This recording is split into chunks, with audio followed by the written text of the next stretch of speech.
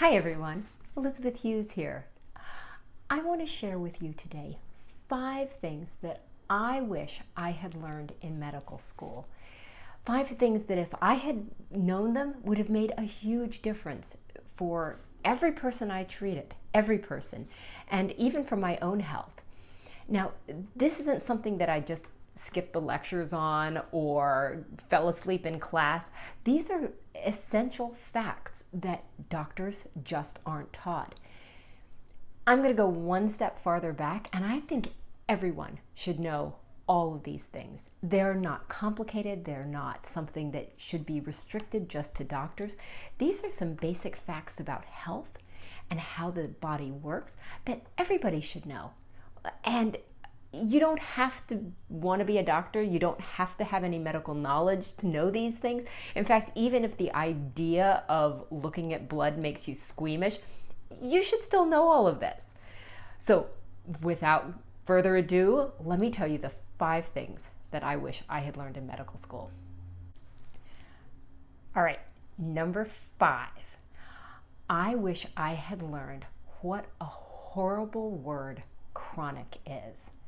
Chronic is like the most dangerous word in the medical terminology. But we hear it all the time. Chronic hypertension, chronic fatigue, chronic psoriasis, chronic thyroid problems, etc., etc. That word gets thrown around so much, and it shouldn't. That word is like poison. What chronic means is not that something's going to last forever, because for every single solitary thing I just mentioned and every other chronic illness, there's somebody out there that has gotten past it, worked through it, is living a healthy life without that chronic illness. How can that be chronic?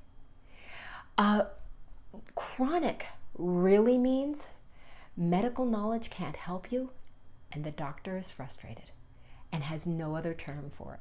I mean, that's really what it's saying. But chronic leaves you with a feeling of hopelessness and helplessness, and that is where the poison comes.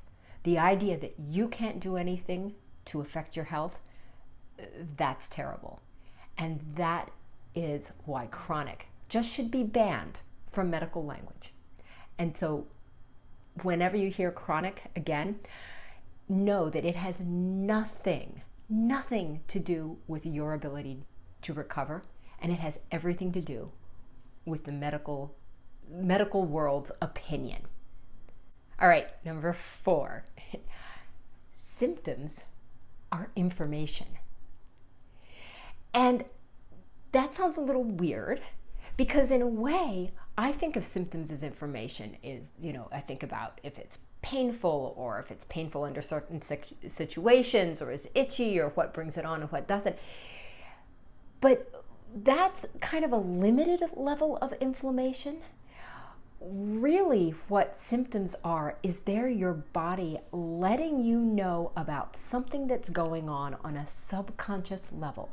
And by subconscious, I don't necessarily mean physical. I mean within your body's wisdom. Your body's giving you information about what you need to get better, and yet we can't interpret it. Because it's kind of like the body and the mind speak 2 different languages, and oftentimes we live in this place where we just stop listening to what our body says. And we try to drown out symptoms. Like, I got a headache, just take some aspirin, something like that. Now, I am not telling you have to suffer for the sake of suffering. This is not competitive suffering here that I'm talking about. I'm talking about really tapping in and listening to what the message behind the illness, the symptom is. Because then you will actually find the message behind the illness as well. But, listen, if you say, I've got a headache, why does the headache come up? Is it in the same situation? Is there some other thing that's going on other than 2 Advil and a dark room that's going to make you feel better? Because there always is. There is always something else, and your body is trying to get attention through symptoms. Not make your life miserable. trying to give you information so that you can be as healthy as possible. So the third most important thing that I wish I had learned in medical school is that your genes do not control your health. I'm going to say that one again. Your genes do not control your health.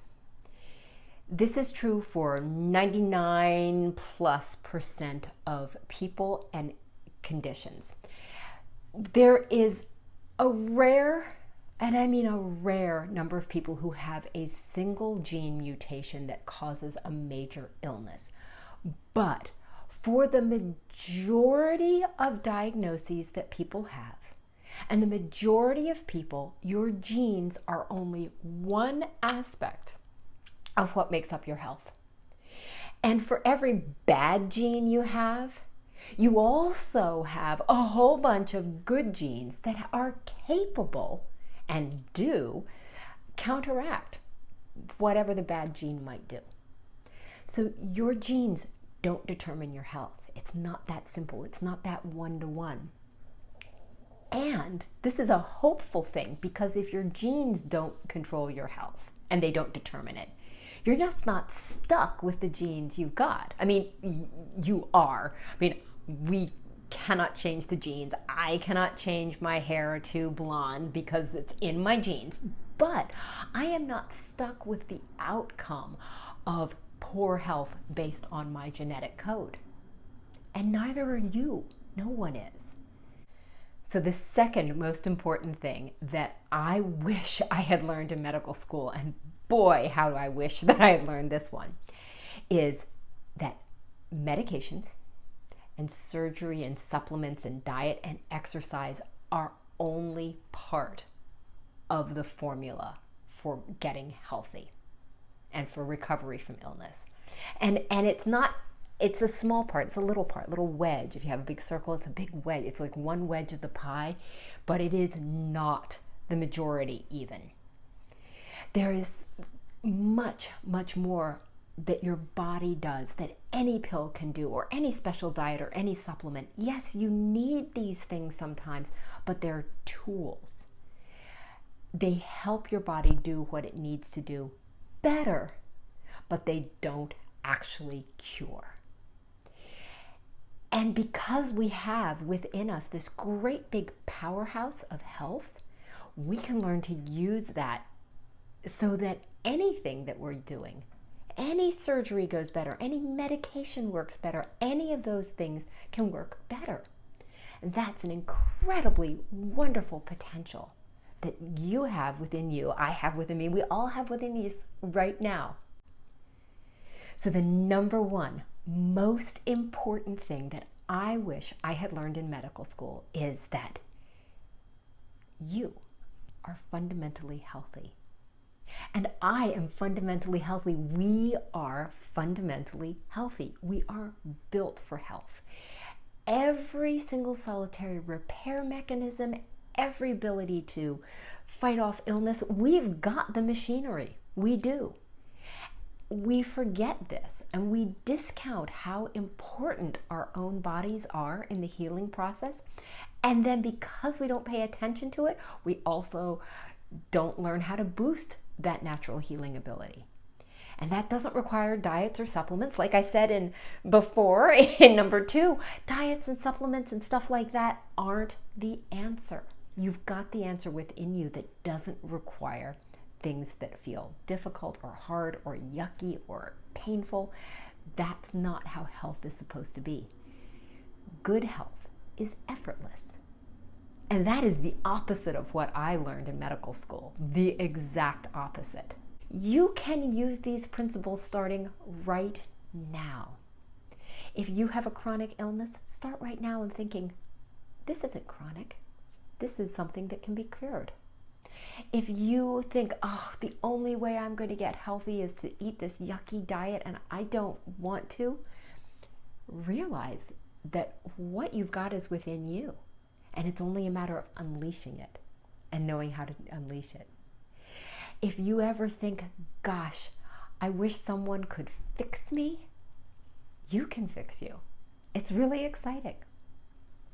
Well, I'm going to leave you now. Thank you so much for watching. If you liked what you heard today, hit the subscribe button, and every time I upload a new video, you'll get a message. All right. Thanks again, and bye for now.